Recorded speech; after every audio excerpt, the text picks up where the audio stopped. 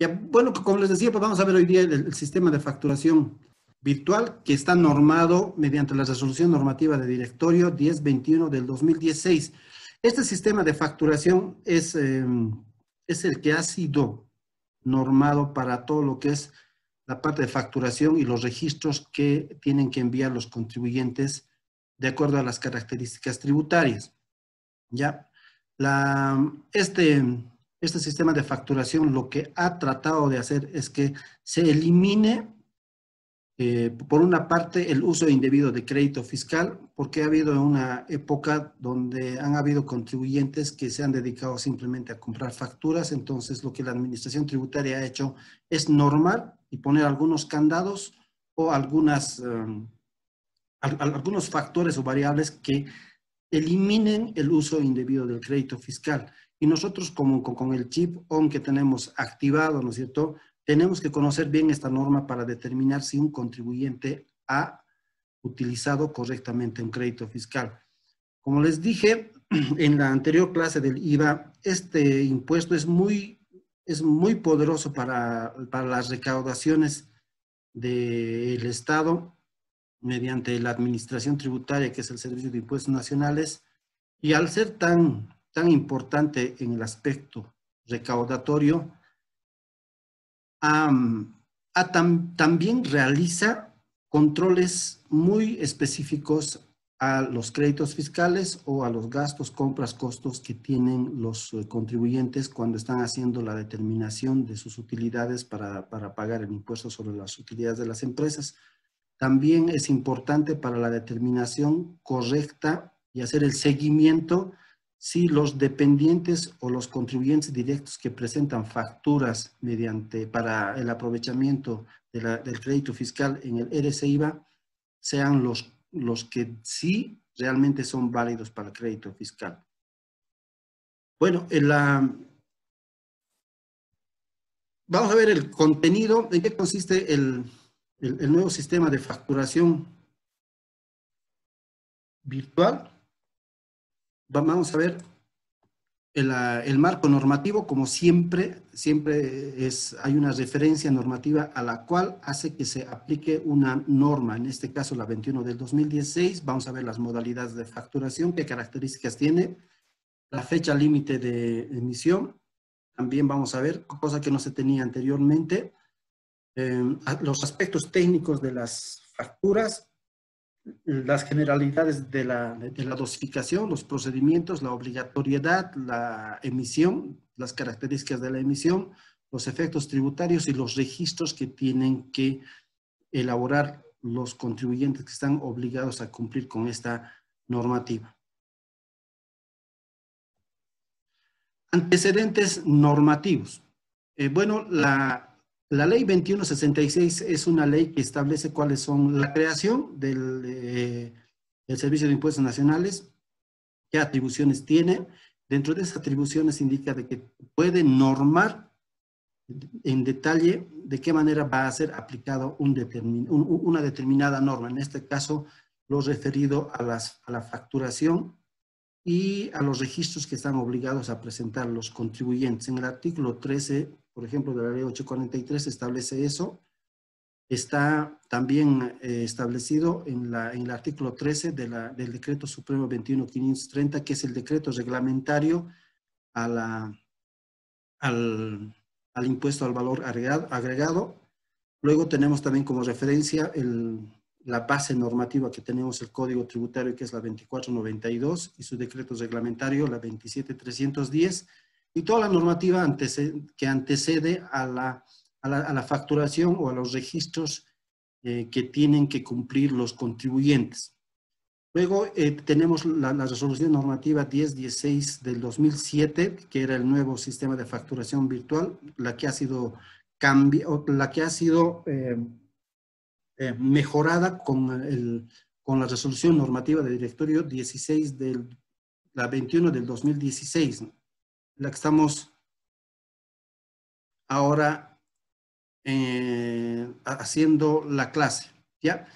Anteriormente les decía, los contribuyentes no tenían tantos controles para presentar sus facturas y para que sean válidas tanto para el crédito fiscal como para el ERES-IVA o como para el impuesto sobre las utilidades de las empresas. Entonces ya se normó en la 16 del 2007 una norma que era más o menos, que se adecuaba como para que los contribuyentes realmente tengan el derecho al uso del crédito fiscal, ya sea en el IVA, en el ERES-IVA o como gastos computables para el IUE. Cosa que antes presentaban facturas clonadas, falsificadas, y había gente que se dedicaba a vender facturas. Entonces, la administración tenía un volumen tremendo de trabajo simplemente en la depuración de facturas, porque se establecía de que estos contribuyentes no estaban cumpliendo correctamente con sus obligaciones tributarias o se aprovechaban indebidamente con el uso de las facturas, como se indicaba para los 3 impuestos. Entonces, ¿qué fue? Se normó la 21 del 2016, de las cuales vamos a ver qué modalidades y características tienen esta norma. Actualmente, y sigue vigente, hace 2 años se tenía previsto, incluso ya estaba publicado la resolución normativa referida al sistema de facturación electrónica, la cual ha sido abrogada, o sea, ya no está vigente, no va a estar vigente y seguimos nomás con este nuevo sistema con el sistema de facturación virtual, perdón. Tenemos 6 modalidades de facturación. ¿Cuáles son? La facturación manual, la que conocemos, la que tiene que ser llenada en los talonarios, todos los datos de la transacción. Está vigente. Esto se tenía en algún momento por algunas representaciones de empresarios cuando se iba a establecer el sistema de facturación electrónica, que este sistema de facturación manual iba a desaparecer. Era totalmente falso eso, o sea, sigue no es vigente, hubiera estado vigente con el sistema de facturación electrónica. Este sistema siempre va a estar vigente mientras hayan contribuyentes que tienen poca capacidad económica o acceso a la tecnología como por ejemplo para el sistema de facturación computarizada o facturación por la oficina virtual, este sistema de facturación sigue nomás vigente, que es la facturación manual. Tenemos otro tipo de facturación también que está vigente, que es la facturación prevalorada. Si nos ponemos en el escenario, ¿qué tipo de facturas son estas? Son las que son para espectáculos públicos, por ejemplo, las que son en las tarjetas de recarga para Entel, Viva, Tigo, ese tipo de facturas son válidas, esas están normados y están en la categoría de facturación prevalorada. Tenemos la facturación computarizada, la cual, ¿qué características tiene? De que el contribuyente tiene que desarrollar un sistema de facturación que le permita emitir sus facturas de manera computarizada, pero esta no está vinculada con el servidor del Servicio de Impuestos Nacionales. Lo que hace simplemente la Administración Tributaria es verificar que ese sistema de facturación que ha sido desarrollada de acuerdo a las características de su actividad del contribuyente, el Servicio de Impuestos verifica de que se adecua, hace su verificación, da su ok, entonces el contribuyente puede emitir estas facturas computarizadas. La característica de esta, como les decía, es mediante un sistema informático y no está enlazado al servidor del Servicio de Impuestos Nacionales. Y la cuarta tenemos la facturación oficina virtual. El contribuyente tiene que estar necesariamente vinculado con el servidor del Servicio de Impuestos Nacionales, lo hacen en línea.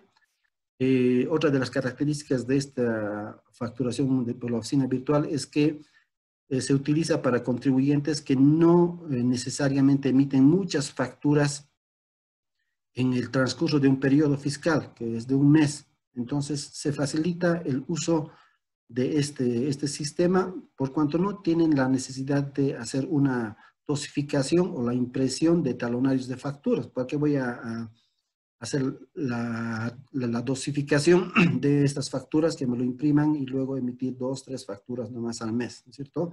Entonces, esa es una de las cualidades que tiene este sistema de facturación. Luego tenemos la facturación electrónica, en la cual es la combinación del sistema de facturación computarizada, pero que tiene que estar en línea para la emisión con el servidor del Servicio de Impuestos Nacionales. Y la sexta, que es la facturación electrónica por ciclos, en la cual la administración tributaria les da a estos contribuyentes códigos para que puedan emitir las facturas masivas. Por ejemplo, estas son utilizadas en contribuyentes que tienen varios puntos de venta a la vez y emiten las facturas de manera masiva. Un ejemplo clarito de esto son las facturas, como es para contribuyentes que están, como los surtidores, por ejemplo. Ellos sí se adecua perfectamente y lo hacen la emisión de estas facturas. Anteriormente, estos contribuyentes tenían la facturación manual. Imagínense, alguna vez yo revisaba estas facturas y eran 300 talonarios que tenían que emitir. Todas esas facturas emitían manualmente y luego las transcribían al facilito para que puedan ser enviadas el libro de compras y ventas. Cuando era por el Da Vinci era un calvario y sujetos todavía a algún tipo de error en la transcripción de los datos de la factura manual al sistema, cometían un montón de errores y por eso se les determinaba también una sanción, como lo establecía el régimen de sanciones. Entonces era todo totalmente ineficiente como para que el contribuyente pueda enviar correctamente toda su información en la emisión de las facturas. Están vigentes entonces simplemente estos 6 sistemas de facturación actualmente y van a estar todavía vigentes mientras no haya otra norma que la modifique o que la actualice.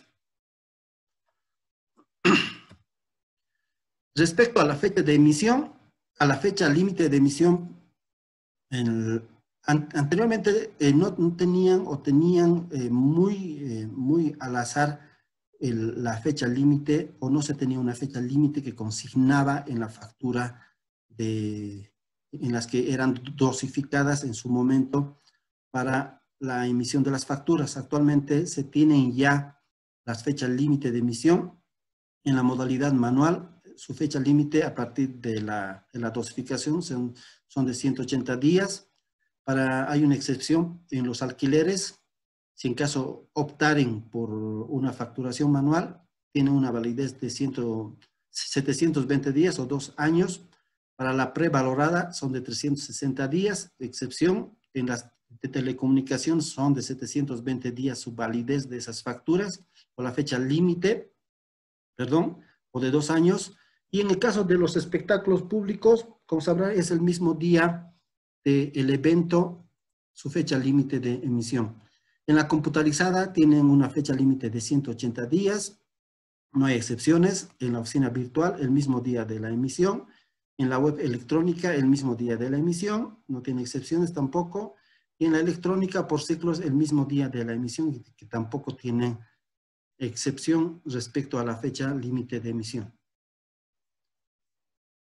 Aspectos técnicos de las facturas, como si han podido revisar, para cada tipo o modalidad de facturación tiene sus aspectos técnicos. Lo vamos a ver aquí, las generales simplemente, porque son distintos tipos, pero las características mínimas o básicas son las que tiene que tener una factura. La razón social, los datos de la casa matriz, en caso es una sucursal, los datos de la sucursal, su domicilio, su número telefónico, en qué ciudad está o en qué departamento.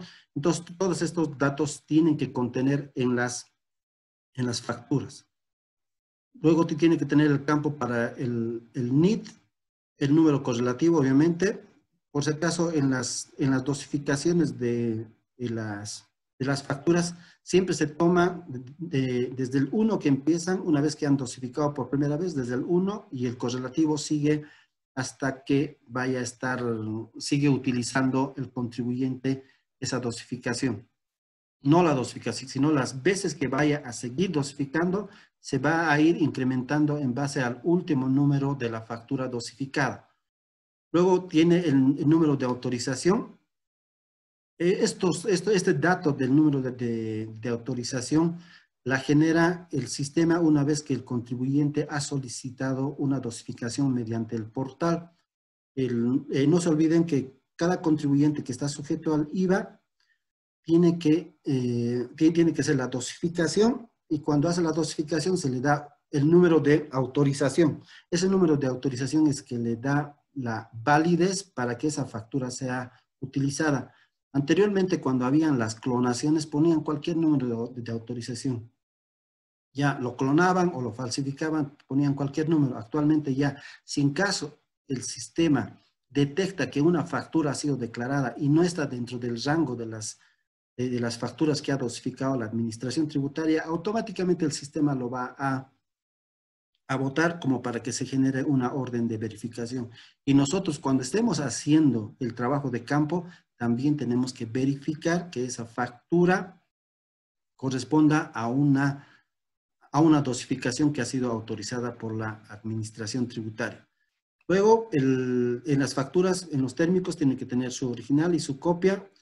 Y este aspecto de la descripción anteriormente no se tenía en las facturas a cuál era la actividad económica que estaba registrada en el padrón de contribuyentes del contribuyente. Cuando nosotros hagamos el trabajo de campo, por ejemplo, de la revisión del crédito fiscal, por ejemplo, que los voy a poner y que ya tengo elaborado para el buró y algunas prácticas, lo que vamos a determinar, de acuerdo al artículo 8, que esté vinculada a la actividad del contribuyente. Por ejemplo, un contribuyente del transporte, que es el más facilito siempre para hacer una analogía, presenta una factura. Nosotros estamos haciendo la revisión del crédito fiscal y verificamos que esa factura cumple con todas las características del NID, la razón social, el periodo en que está declarando, la descripción, todo, pero en la actividad estuviera de educación, por ejemplo, que esté pagando la colegiatura de un pariente, esa factura obviamente no está vinculada a la actividad, ¿no es cierto? Entonces nosotros en el trabajo de campo lo vamos a observar y lo vamos a retirar ese crédito fiscal. Si en caso estamos en el Servicio de Impuestos Nacionales, si en caso somos auditores, lo vamos a observar para que se determine como deuda tributaria por crédito indebidamente utilizado. Ya, otra de las características, de los aspectos técnicos que tienen que tener las facturas, tiene que estar la leyenda de factura. Si en caso es por terceros, la factura por terceros, si es factura conjunta, si es un recibo de alquiler, factura comercial de exportación, factura comercial de exportación en libre consignación, factura turística, todas esas características como factura artistas nacionales, nota de crédito y débito, todas tienen que ser consignadas de qué se trata esa factura. Esos son los aspectos técnicos, ¿ya? ¿Cuál es el procedimiento? Como les decía, en el momento que el contribuyente es registrado en el padrón de contribuyentes y está haciendo el registro como nuevo contribuyente, se le entrega una tarjetita que es la tarjeta MASI, la cual tiene que activarlo, y en el momento de activarlo le va a requerir que ponga un usuario y contraseña. Con ese usuario y contraseña el contribuyente entra al portal, va a la opción que va a requerir hacer la dosificación, que está el sistema de facturación virtual. Entonces ahí hace la solicitud de la dosificación y el sistema le va a indicar qué cantidad de facturas puede ser autorizada. De acuerdo al comportamiento del contribuyente, se establecen límites, no pueden ser emitidas o autorizadas una cantidad grande, por ejemplo, para un contribuyente que tiene poco movimiento. Entonces lo va a empezar a dar unas dosificaciones que son pequeñas todavía, y después, dependiendo al movimiento que tenga, va a poder realizar mayores cantidades de dosificación. La emisión, ¿qué características tiene que tener? Tiene que ser legible, tiene que estar con la nominatividad, como sabrán, no importa que haya errores en, el, en, la, en la ortografía el beneficiario, la descripción tiene que estar bien identificada. El contribuyente puede emitir facturas que no habitualmente están registradas en el padrón de contribuyentes. Por ejemplo, un colegio que es de educación va a emitir facturas por las pensiones, pero si en caso tiene un vehículo, puede emitir la factura por la venta del vehículo. Entonces, eso no está restringido. Luego, entre el comprador y el vendedor tienen que garantizarse que la factura le llegue al comprador. Y como vimos en el IVA, la factura tiene que ser emitida mínimamente cuando el importe es igual o mayor a 5 bolivianos. Obligatoriamente tiene que emitir la factura.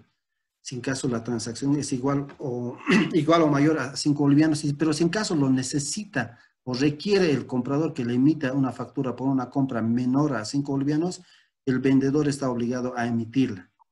No está autorizado o no es aceptado que una persona compre y haga que se le emitan la factura a nombre de otra persona. Luego, en las prevaloradas pueden ser puestas en la fecha de la emisión, puede ser manuscrita o con un sellito, eso no está restringido, es aceptado. Y en las facturas iguales o mayores a 300 bolivianos, tienen que poner en la descripción de la transacción en detalle. Por ejemplo, en un restaurante no puede poner consumo, tiene que poner qué es lo que ha consumido, sodas, los platos, las características de los platos. En el caso de las ferreterías, por ejemplo, tienen que poner pues, no material de construcción de manera general, sino tienen que poner qué es lo que ha comprado, si en caso esa factura es igual o mayor a 50 bolivianos. En el caso de las librerías también, por ejemplo, no tiene que poner material de escritorio, o sea, tiene que poner en detalle qué es lo que ha vendido el contribuyente, porque la administración tributaria puede hacer una fiscalización a algunos contribuyentes potencialmente verificables para revisar sus inventarios y hacer el cruce con todas las facturas que hubiera emitido. Efectos tributarios. Aquí nos vamos ya viendo y tomen bien en cuenta lo que les voy a decir, porque en el trabajo de campo de la auditoría van a revisar y yo les voy a poner este tipo de ejercicios. Para que una factura sea válida para el IVA, para el EDC-IVA, para el IUE, tiene que estar el documento físico, el original, o en todo caso el digital.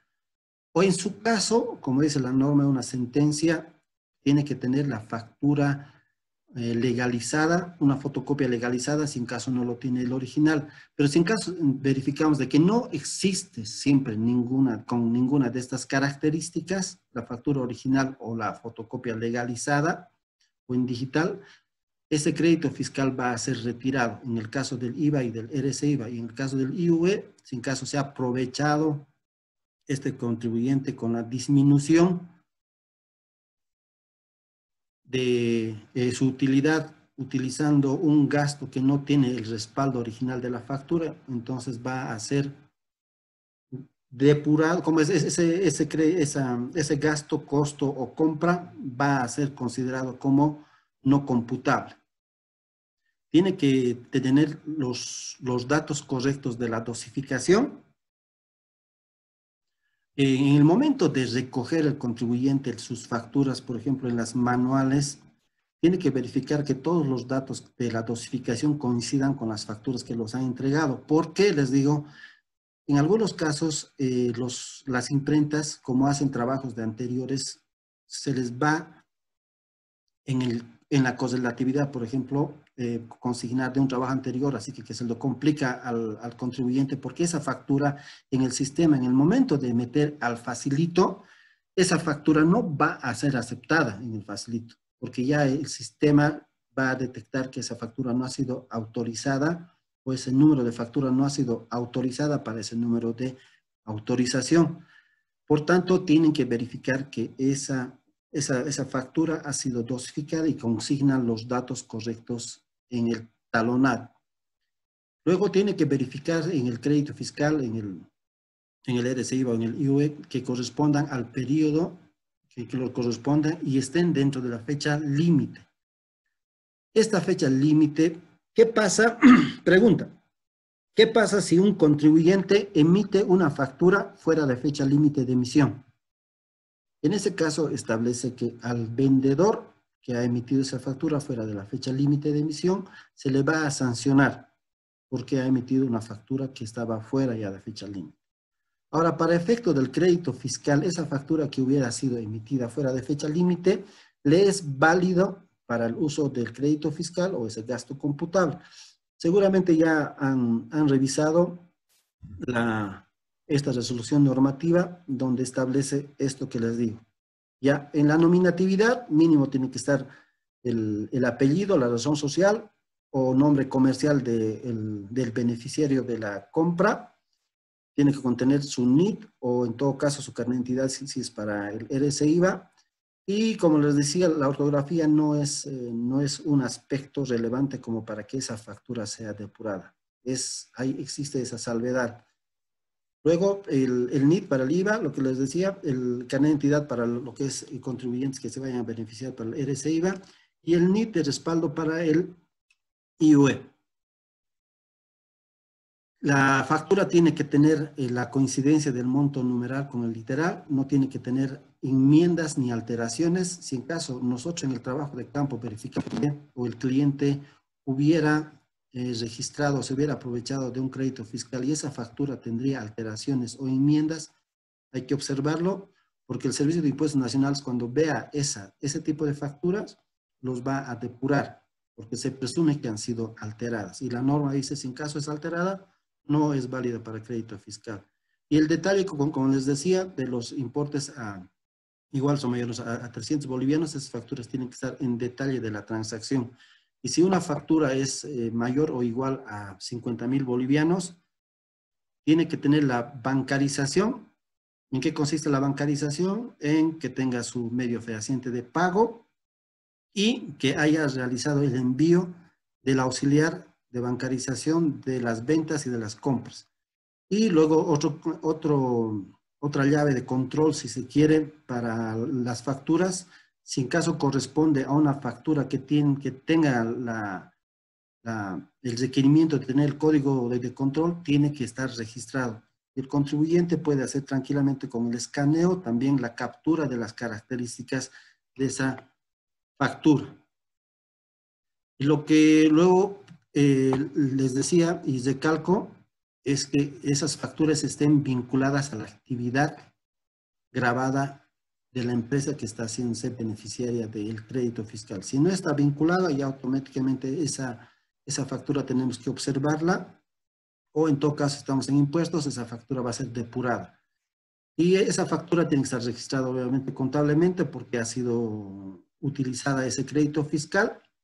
Entonces, esa factura tiene que estar en los registros contables conforme a los principios de contabilidad generalmente aceptados, ¿sí? Y si en lo posible, esa factura tiene que tener los respaldos que sean necesarios y dar fortaleza a ese crédito fiscal para que demuestre que ha habido la transacción y que ha habido el hecho generador. Por ejemplo, en el caso, si yo comprara muebles de La Paz, por ejemplo, y esa factura me estuvieran tratando de observar, pero si en caso yo tengo los respaldos de transporte, del seguro u otro tipo de información o de documentos que estén vinculados a esa transacción, me va a ser útil para fortalecer y que ese crédito fiscal no sea observado. Preguntas hasta aquí, lo que es el sistema de facturación virtual. Yo, Licen, Dígame. ¿a qué se refiere con dosificación autorizada por el SIN? Ah, ya. Mira, para cuando un contribuyente está en el IVA y necesita emitir facturas, ¿no es cierto? El contribuyente no simplemente va a ir a la imprenta y se lo va a sus requerimientos del personal, va a hacerse imprimir. Lo que tiene que hacer es solicitar la dosificación en el sistema que tiene el Servicio de Impuestos Nacionales. ¿Qué quiere decir con la dosificación? Entrar con su usuario y contraseña al portal de impuestos, va a entrar con su individualización ya de contribuyente y le va a aparecer una serie de características de las declaraciones juradas o qué tipo de trámite quiere hacer, y existe un enlace que es el sistema de facturación virtual. Entonces, mediante ese sistema va a hacer la dosificación y la dosificación le va a autorizar para que pueda hacer la impresión de las facturas y pueda emitir las facturas normalmente. Entonces, y esa dosificación la puede imprimir el contribuyente para llevar a la imprenta, o también lo puede guardar de manera digital y enviarle a su imprenta para que le hagan la impresión de las facturas. Entonces, la dosificación significa que solicitar a la administración tributaria que le dé una autorización para que pueda hacer la impresión de las facturas. ¿Ya? Preguntas, más preguntas.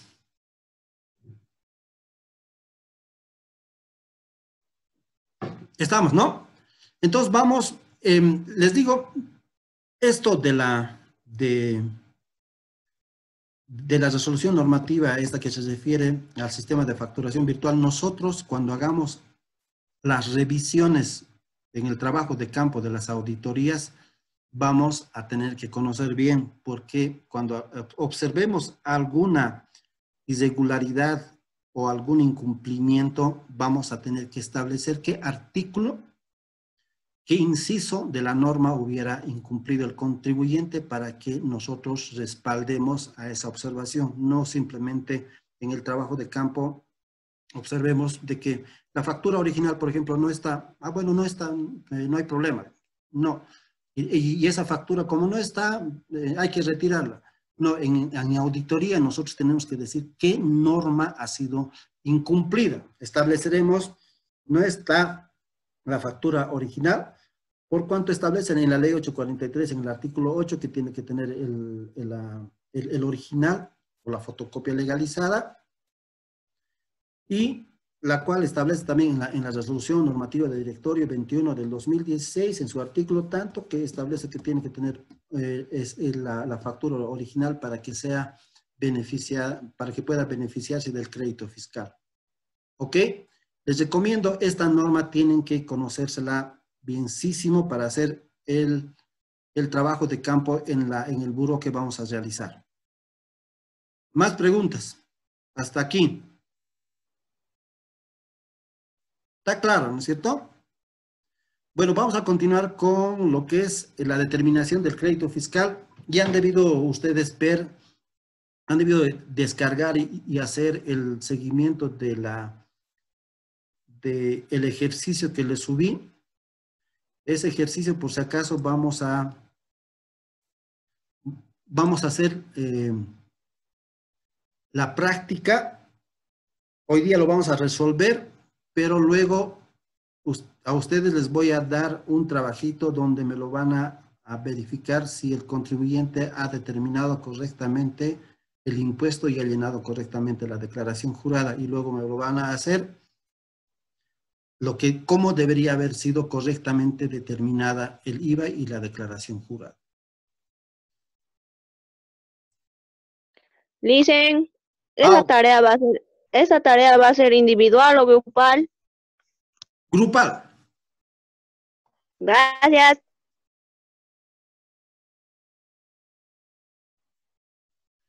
Por eso les decía, por favorcito, ya van a estar ustedes formándose grupos de 5 y 6 personas, o sea, ya deben tener sus grupos, ¿no? Entre 5 y 6 van a estarse ya poniendo de acuerdo. Yo en el momento oportuno los voy a subir la práctica para que me lo resuelvan y me lo van a enviar en el Classroom, que lo estoy elaborando antecitos, antes que se me vaya. Estoy haciendo el Classroom para cada uno de los cursos. Entonces les voy a mandar un nuevo código, el cual van a tener específicamente para uno para el B y otro para el D. Ya a los presidentes les voy a enviar y cada uno va a tener ya individualizada la clase para cada curso. Y ahí me van a enviar sus trabajos que yo les vaya a ir dando. ¿Estamos? Sí, dice. Ok. Resolvamos el ejercicio que les he Está dado. bien. Ya. ¿Saben? No he querido entrar mucho a hacer un trabajo que ya seguramente lo han hecho anteriormente para la determinación del IVA, donde se consignan las ventas, las compras, en caso tiene el contribuyente un saldo a favor del periodo anterior, lo hacen la actualización y determinan al final si es un saldo a favor del fisco o a favor del contribuyente. Lo que he querido es hacerle mucho más beneficioso para ustedes y conozcan otra realidad para la determinación del crédito fiscal para contribuyentes que tienen ingresos con tasa cero o que están exentos. Porque ustedes, de acuerdo a la revisión que han debido realizar, cuando una venta es realizada con tasa cero o que está exenta, pero que el contribuyente tiene la obligación de informar ese ingreso, esos ingresos con tasa cero o que estén exentos no generan débito fiscal, ¿no es cierto? Y puede ser que simplemente una determinada cantidad de ventas estén vinculados como para que generen débito fiscal. En ese sentido va este ejercicio. Les pregunto, y yo los voy a responder, ¿será correcto que un contribuyente que ha tenido ingresos de 100,000, por ejemplo, y simplemente, y dentro de esos estén ingresos que estén con tasa cero o que estén exentos, y que simplemente un 30% de eso genere un débito fiscal? Débito fiscal es a favor del fisco, ¿no es cierto? ¿Será que tiene el derecho a tener el 100% de sus compras como para beneficiarse y no pagar el IVA? No, ¿no es cierto? La lógica va en eso. La norma dice que en la proporción del total de tus ingresos y determinas qué porcentaje realmente va a generar débito fiscal, en ese porcentaje simplemente también vas a tener el derecho a beneficiarte del crédito fiscal. Si han hecho el ejercicio, se van a dar cuenta de que esto es de lo más sencillito. Vamos. En la práctica, uno dice, la empresa estudia con el NIT tantos, tiene como actividad principal la venta de libros y como actividad secundaria la venta de material de escritorio. Estamos hablando de una librería en todo caso. En marzo del 2014 estudia, tuvo los siguientes movimientos. Tuvo ventas de material escolar, 21,000, venta de libros, 54,800. Como ya vimos en el IVA, las ventas de libros van a ser emitidas, pero va a ser con tasa cero. Por tanto, no van a generar débito fiscal. El total de sus ventas en ese periodo han sido de 75,800. Vamos hasta ahí bien. Ojo con esto de las ventas en libro. Yo en el ejercicio no voy a poner que tiene tasa cero. Ustedes tienen que saber si está exenta o que es con tasa cero. Las compras, ha comprado material de escritorio por 15,000 y de acuerdo a la normativa, la importación de libros de enciclopedias no generan crédito fiscal, por tanto esas no van a estar dentro, es simplemente chancherío aquí, lo estoy timando o que se den cuenta. La importación de libros no generan crédito fiscal. Las compras de servicios varios son de 14,570, el total de sus compras son 89,570. Estos 89,570 simplemente son para fines de información a la administración tributaria, en la declaración jurada, como han debido ver. Luego el crédito fiscal del mes pasado de este contribuyente dice que tiene 451, y en este caso no estoy haciendo el ejercicio de la actualización como tiene que hacer. pero ustedes lo van a hacer en el ejercicio y indica de que la actualización es de 1. Pregunta, aunque sea una mala respuesta, alguien respóndame. ¿Cómo se hace la actualización de un crédito fiscal del periodo anterior? La UFB final sobre la inicial por, ay, ¿cómo era el ICE? Por menos 1, creo, por la cantidad del anterior mes. Exacto. Se toma como referencia las UFBs. Entra la UFB del periodo anterior y la UFB del periodo en que se está declarando. ¿Sí? Hasta ahí estamos bien. Pero, ¿qué fechas vamos a tomar para hacer el uso de la UFB? Como sabrán, las UFB se actualizan diariamente, ¿no es cierto? ¿Alguien me puede decir qué UFB vamos a tomar del último día del mes pasado y el último día del mes que se está declarando? Sí, es correcto. ¿Cómo? Sí, está bien. 31. Casi le has apuntado. Casi. No es 31, hermano. No, 30. nada. El último día del periodo. 17. Nada, están tomando... Es de la fecha en que se declara, es de acuerdo, creo, al NID. O sea, eso va a depender del día en que declaremos y eso se hace de acuerdo al NID. Así que se va a tomar el último día. ¿O no? Y no.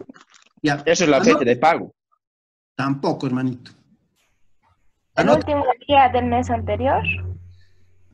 El último día hábil del mes anterior y el último día hábil del periodo que se declara.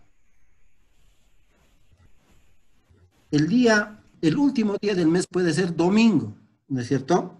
Pero ¿qué día, dice la normativa? Se va a tomar el último día hábil del mes pasado. En todo caso, en caso el último día de ese mes es domingo, entonces se tomará el del día viernes. ¿Cachan la idea? Sí, le sé. Y el último día hábil del mes que se declara, por si acaso. Impuestos ha determinado que muchos contribuyentes no cumplían con esta norma, con esta regla, así que ha determinado crédito indebidamente utilizado. Imagínense, hablamos de algunos contribuyentes que tenían créditos de 300,000, 400,000, así que la actualización variaba. Entonces, lo que tienen que tener cuidados ustedes es de utilizar en el ejercicio que les vaya a dar, de hacer la actualización entre el último día hábil del periodo anterior y el último día hábil del periodo en que se declara. ¿Ok? Eso dice la norma. En la ley 843 también está, queridísimos alumnos. Léanlo. ¿Ya? Luego dice, el contribuyente ha tenido la devolución de cuadernos, o sea, ha vendido en el mes en mes pasados por 1,450, pero le han devuelto en ese periodo de marzo. Cuando ha vendido, ha generado débito fiscal, ¿no es cierto? Entonces, como le han devuelto, tiene que netear, si quieren, con el uso de crédito fiscal. ¿Estamos bien? ¿Sí? Sí, lo hice. Perfecto. Sí, Perfecto, eso me gusta. Participen, compañeros. No siempre, o sea, lo que yo tengo que hacer a ustedes es que hacerles conocer cuál es la norma. O sea, les estoy enseñando cómo es la forma correcta. ¿Ya? Si se equivocan, no hay problema, métanle nomás, con toda confianza. Además, están lejos, no los voy a ultrajar. ¿Ya? Entonces, ¿cuál es la norma que regula o que establece para el uso del crédito fiscal proporcional? Es la 38 del 2013 que les he pedido que estudien y revisen.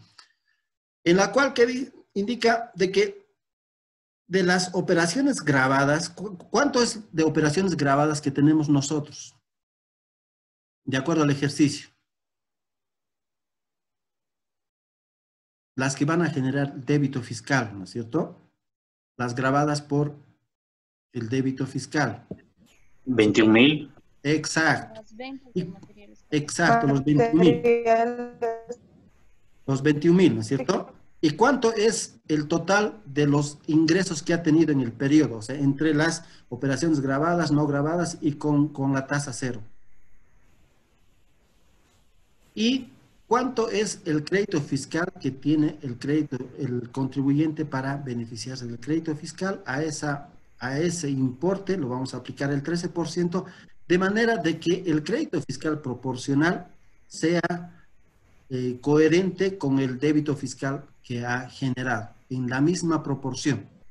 Si se dan cuenta, acá, antesito, hagamos el chanchullo este, ¿ya?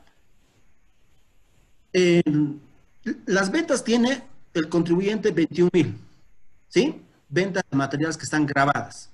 Con tasa cero son 54.800 y el total de sus ventas son 75.800. Listo. Simplemente van a generar el débito fiscal, ¿cuánto? 21.000. Ahora, en las compras tiene por material de escritorio 15.000, la importación de enciclopedia 60.000 y las compras por servicios 14.570. De estas, ¿cuáles van a generar crédito fiscal? Van a ser los 15.000 y los 14.570. ¿Sí o no? A ese importe es que nosotros le vamos a aplicar el crédito fiscal proporcional en base a la proporción que determinemos de cuánto simplemente está generando como débito fiscal el contribuyente respecto a los 75.800. Tenemos otro chancho, tenemos el crédito fiscal del periodo anterior, 451, la actualización 1 y la devolución de los cuadernos por 1.450. Reemplazamos. Reemplazamos la fórmula, tenemos los 21.000, ¿sí?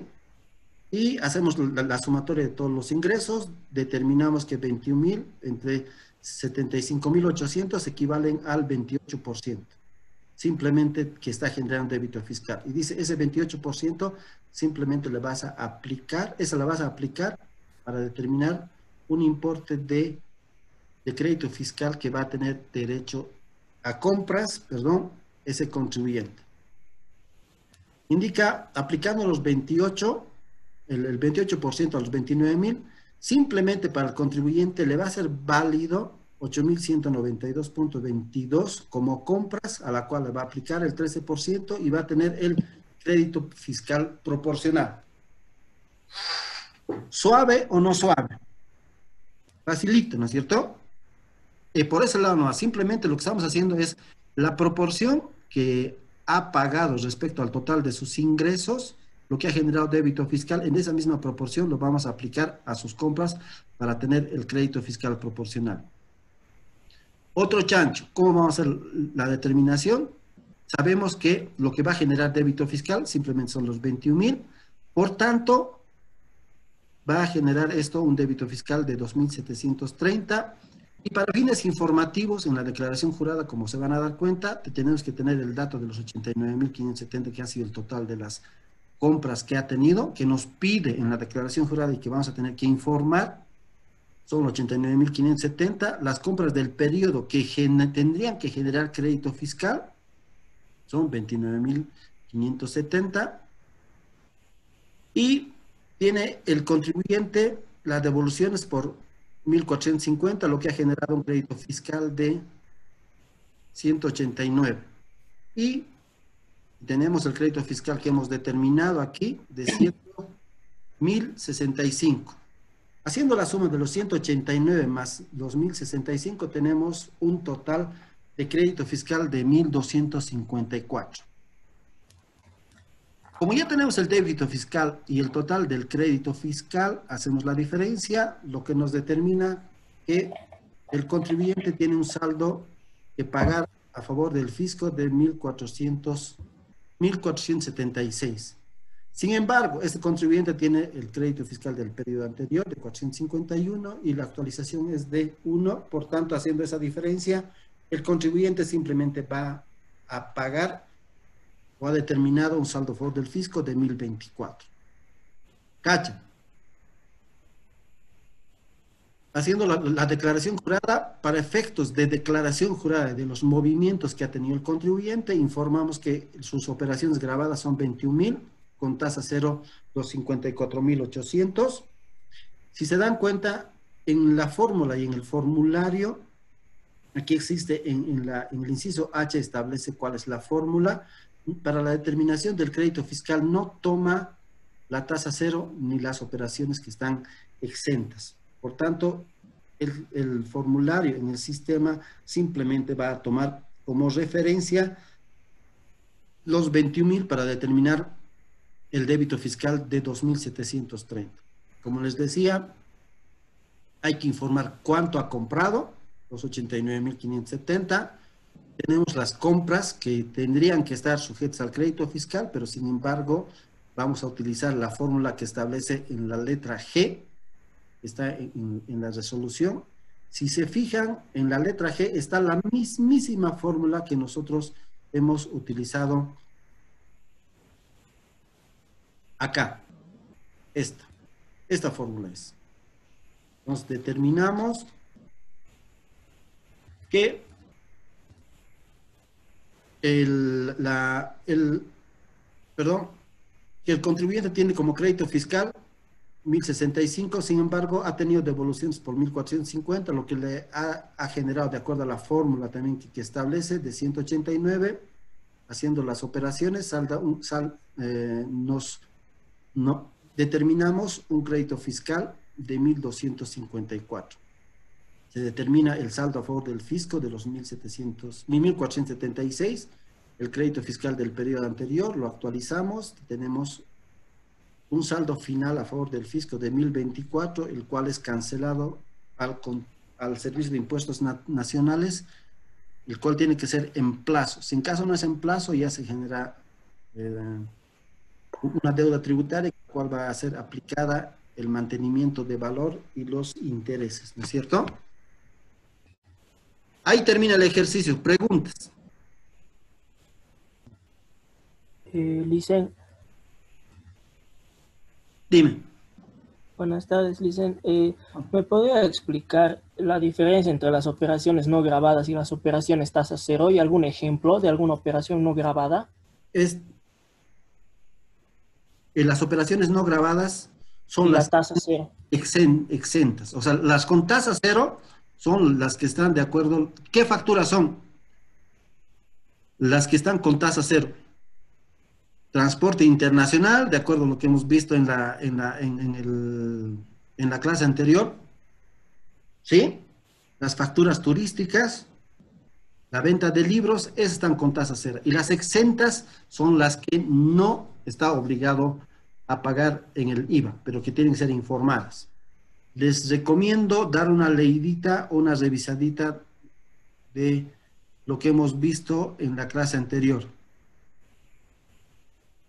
¿Otras preguntas? Licenciado, buenas tardes. En el Hola. caso de tener una multa, para pagarlo se debe llenar otro formulario, si no estoy mal. Mira, la multa puede referirse a un incumplimiento a deber formal que la declaración jurada le puedes estar haciendo fuera de término, por ejemplo. ¿Ya? La deuda tributaria, como sabrán, está compuesta ¿por qué? Por el impuesto omitido, el mantenimiento de valor, más los intereses y una multa. Si en caso has presentado fuera de plazo, tendrás una multa por incumplimiento a deber formal de presentar fuera de plazo, ¿sí? Si en caso eres persona natural, será de 50 UFBs, si eres persona jurídica, de 100 UFBs. Eso simplemente, pero en el caso de que hagas la presentación de la declaración jurada fuera del plazo que tenías para presentar la declaración jurada. ¿Ya? Ya sé. Licen, ¿puede repetir cuántas UFBs tiene que pagar, por favor? 50 UFBs para persona. ¿Cuántas UFBs? 50 UFBs para persona natural y 100 para personas jurídicas. Eso les voy a enviar también el régimen de sanciones para la presentación de declaraciones juradas fuera de plazo o para cuando no presentan los contribuyentes sus declaraciones juradas, cuando no envían los libros, la bancarización y demás, tienen sus sanciones. Les voy a poner ese chanchito, los voy a subir ya nomás para que estén familiarizándose. Yo creo que van a necesitar ya. ¿Ok? Liz, tengo una consulta más. Dime.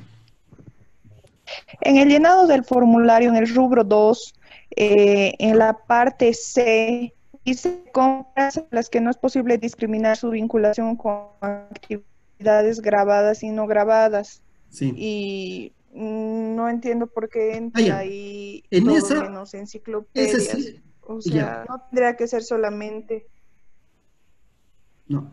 Si te fijas, o sea, cuando vayas a determinar que tienes operaciones exentas o con tasa cero, ya, tienes que colocar el inciso C para que puedas aplicar, porque si te fijas en el inciso G, hace referencia a ese inciso, para que pueda determinar el crédito fiscal. Si pones el dato en el inciso B, es que no tienes ninguna venta que esté exenta del IVA o que tiene tasa cero. ¿Ya? Para hacer el cálculo del crédito fiscal proporcional, tiene que colocar el dato de las compras, aunque estén totalmente vinculadas, pero para efectos de determinar el crédito fiscal proporcional, tienen que utilizar el inciso C del rubro 2. ¿Ya? Vamos, por favor, sí, rapidito a lo que es el ICE. El ICE que no hice. Esto vamos a ligar, por favor, en la parte teórica, no vamos a verla, y la parte práctica, les sugiero que revisen para que tengan mayor participación y tengan mayor idea cómo van a resolver ustedes en la práctica que los voy a dar. ¿Ok? El ICE. Bueno, están viendo, ¿sí? Sí, dice. Ok. El impuesto a los consumos específicos es un impuesto que grava simplemente algunos bienes que por las características, yo digo, este impuesto a los consumos específicos es un impuesto que grava a los contribuyentes o a las personas que tienen capacidad contributiva, o sea, que pueden pagar el bien que están comprando, aunque les incluyan otros impuestos, aparte del IVA, pueden ser incluidos el impuesto a los consumos específicos.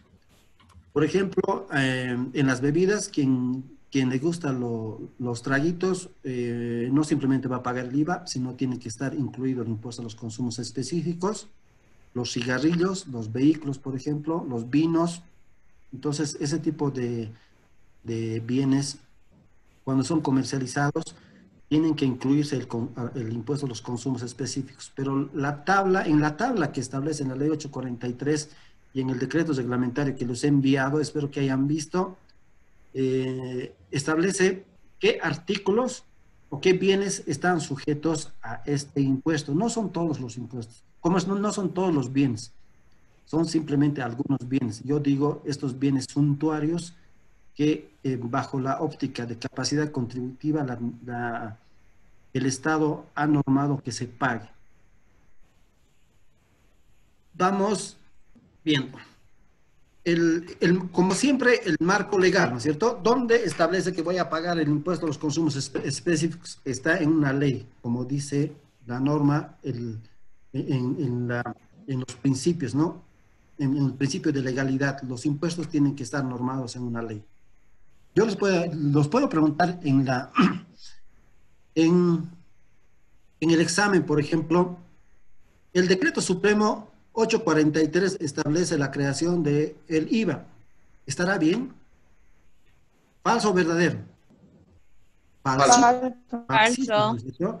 Los voy ese tipo van a tener cuidado en el momento de leer. Les puedo hacer ese tipo de preguntas, pero ustedes tienen que tener el chip bien puesto, como para que puedan leerlo biencito y no se hagan timar por mí, ¿ya?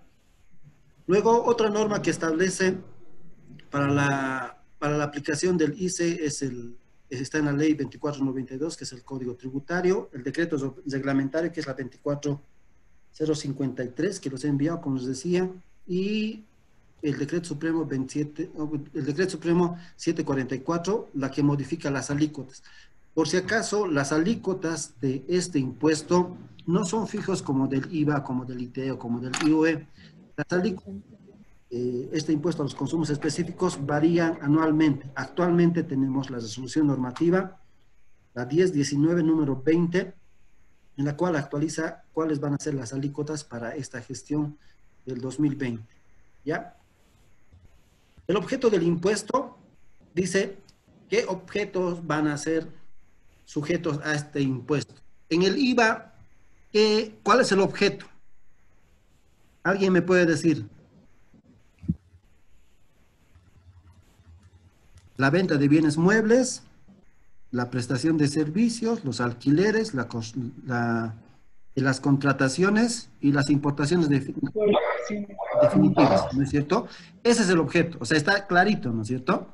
Aquí dice, el objeto de este impuesto va a ser la venta de bienes muebles, situados y colocados en territorio nacional, de acuerdo a lo que está en la tabla de la ley 843 referida al ICE, que los voy a mostrar más adelante.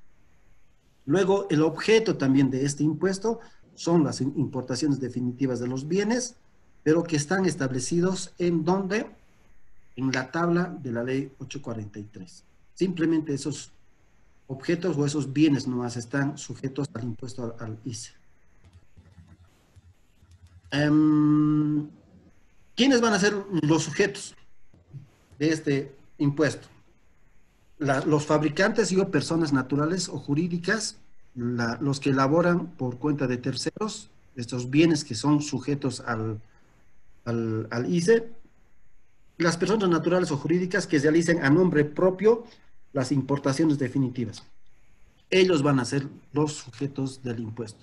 Si yo importo un vehículo, ¿mi esposa será sujeto del impuesto porque va a manejar? No, ¿no es cierto? Va a ser la persona que está importando el vehículo.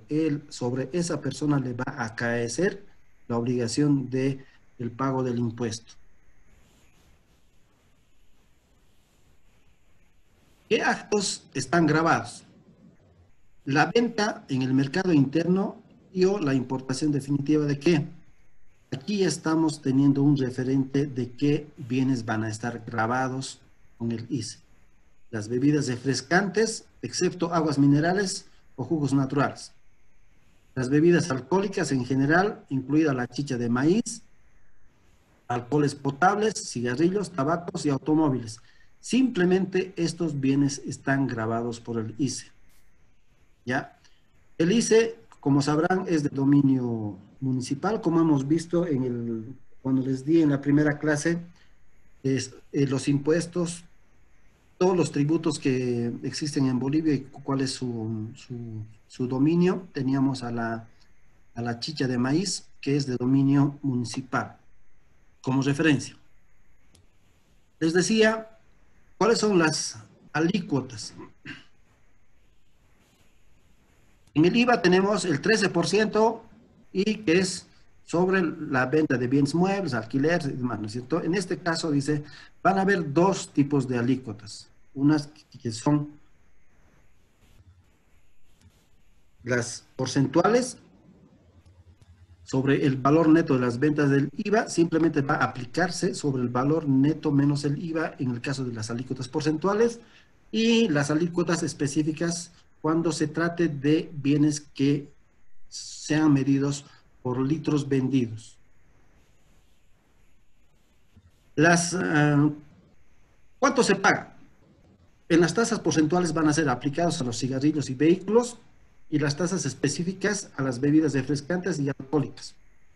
Todas cuando se refieren que son a la venta en volúmenes en litros.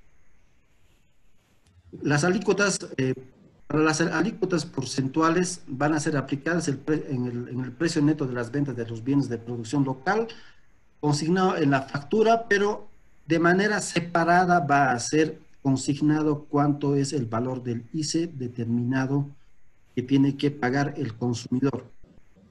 En el caso de los bienes importados, si han visto ya el ejercicio que los he mandado, es sobre el valor CIF, y si en caso tienen otro tipo de gastos, tienen que ser incluidos esos gastos que sean necesarios para hacer la nacionalización mediante el despacho aduanero.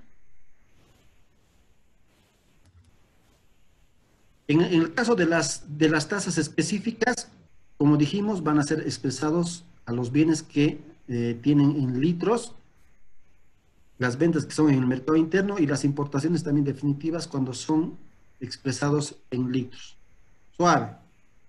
Cuando existe el nacimiento del hecho generador o el nacimiento de la obligación tributaria, en otras palabras, es el nacimiento del hecho imponible.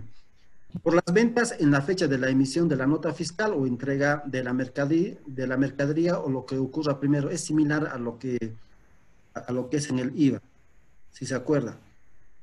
Luego, toda salida de fábrica o depósito legal, cuando una mercadería de estas características que está sujeta al ICE sale de su depósito o de la fábrica, ya se presume que es venta. Por tanto, si está saliendo, se presume que ya el contribuyente tiene que pagar el impuesto a los consumos específicos. Pero existe una excepción, les voy a decir más adelantecito.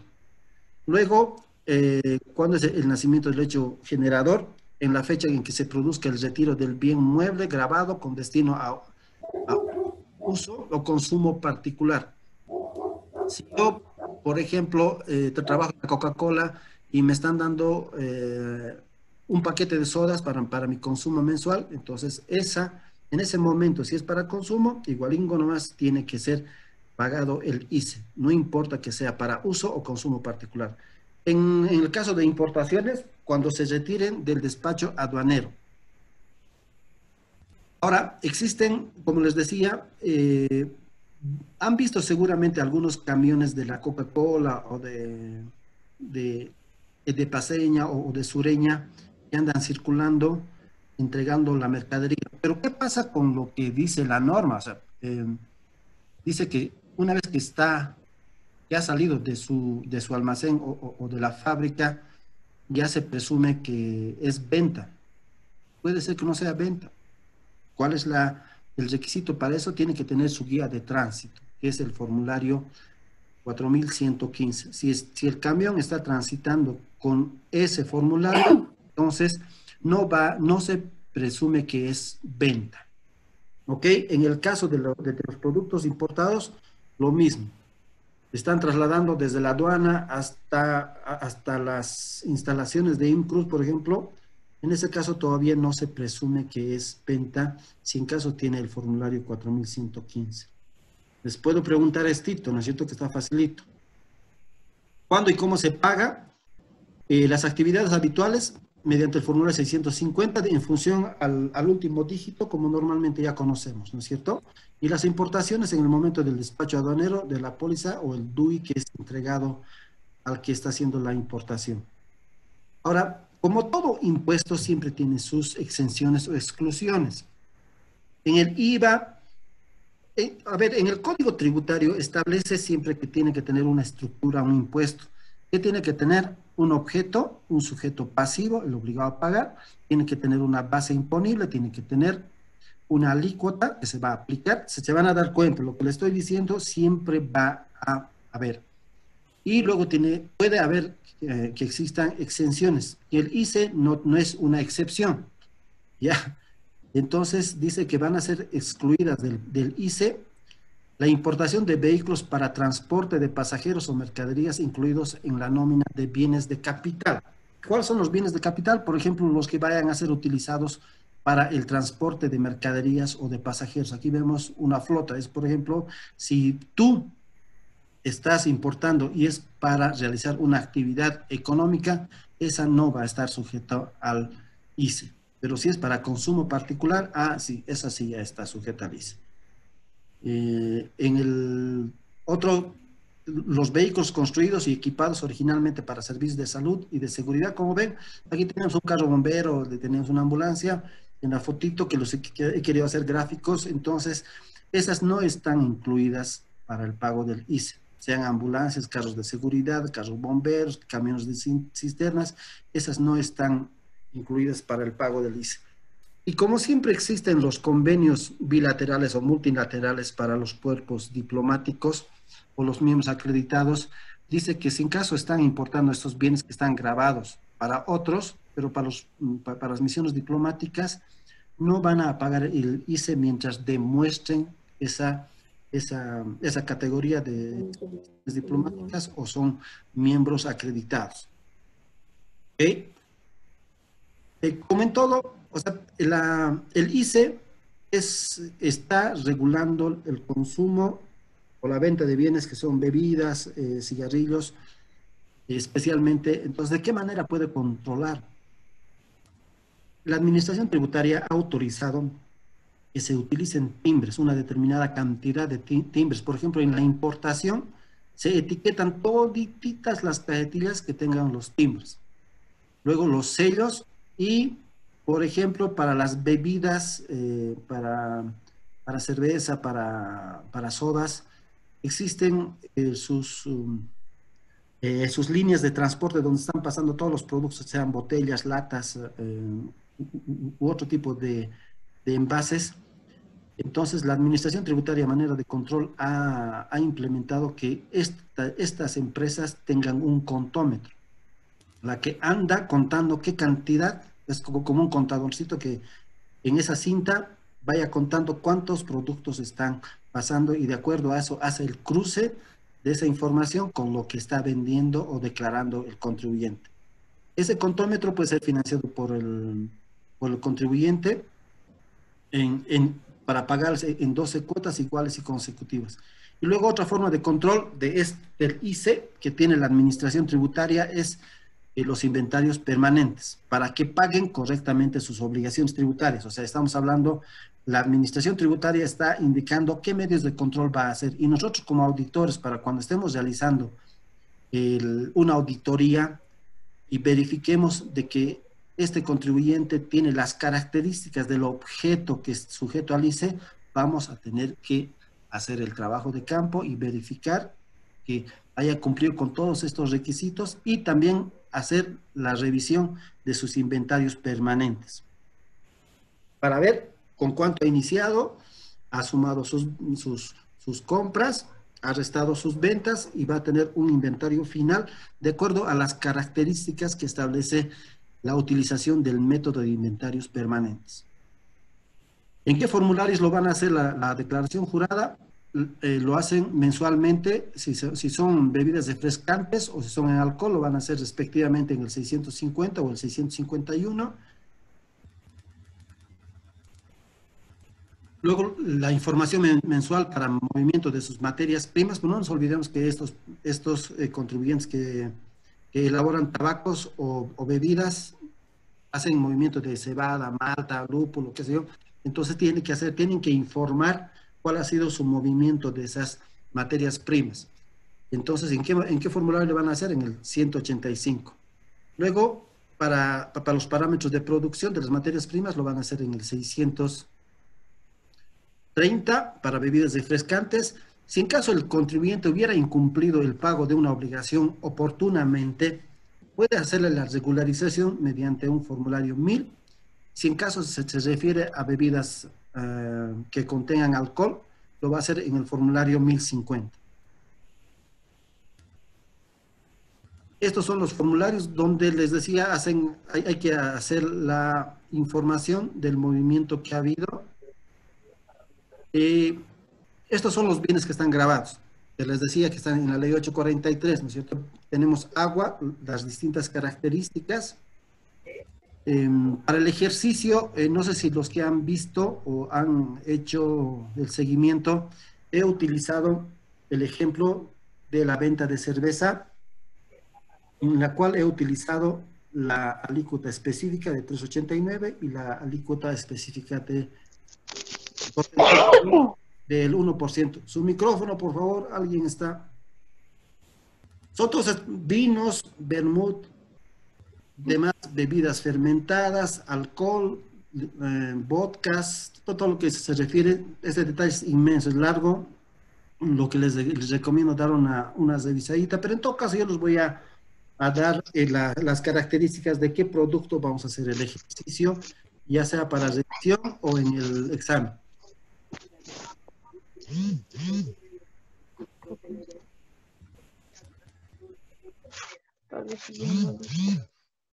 Por favor, están algunos con sus micrófonos encendidos. Luego existen los vehículos, sus márgenes para el cobro del ICE, si es un vehículo a gasolina, GNV, y hasta ahí sería la presentación de la parte teórica. La parte práctica, como les digo, por favor, les recuerdo que tienen que revisar